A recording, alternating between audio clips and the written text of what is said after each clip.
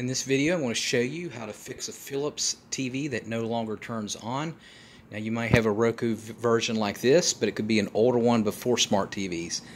Either TV it'll work with.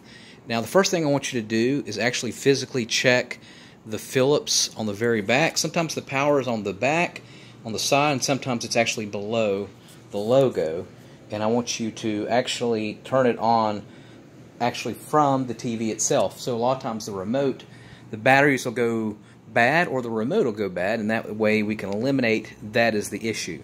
Second thing I want you to do is make sure you remove all Roku devices, any device that you have hooked up to the HDMI ports. So what will happen is a lot of times that will short circuit. So if you have an Xbox, a PlayStation, anything hooked up to the HDMI, temporarily unplug everything, make sure your TV's plugged in, and then turn it on. That could be just an issue with that device. Now, one thing I want you to do is actually unplug the TV, and we're going to do a whole power cycle here. And this works for probably at least half of the TVs with the black screen problem with the Philips. So keep it unplugged for at least a minute.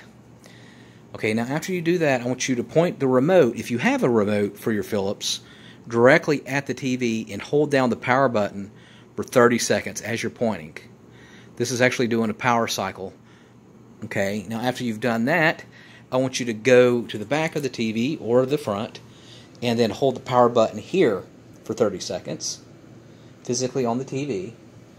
Alright, and then what we're going to do is plug our TV back in and then tell me if that will fix the problem. That, like I said, that fixes probably half of the TVs that have issues.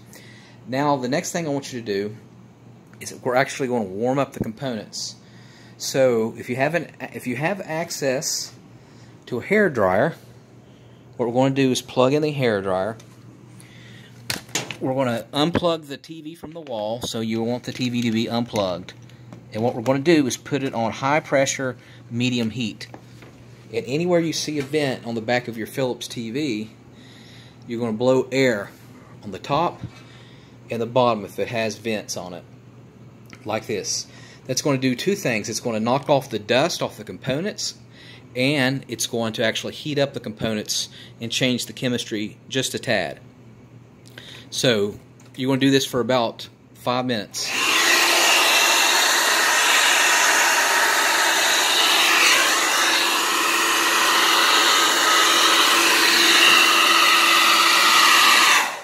Again, do everywhere you see a vent on the TV, and you're going to do that for 5 minutes. Now the next thing I want you to do is to examine your power cord.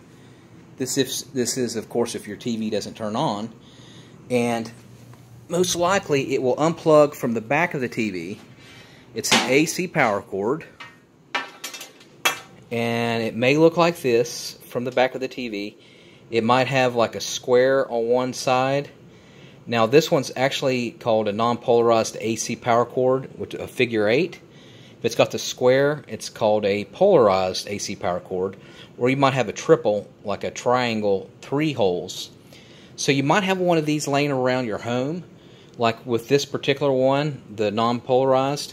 They go to HP printers, Epson printers, Xboxes, PlayStations, CPAP machines, a whole bunch of items. Temporarily remove it from that device, plug it to your TV, you're not going to hurt anything, and plug it to your Philips, and then see if it works. If it does work, then you know the issue is with your power cord. Just simply buy another one.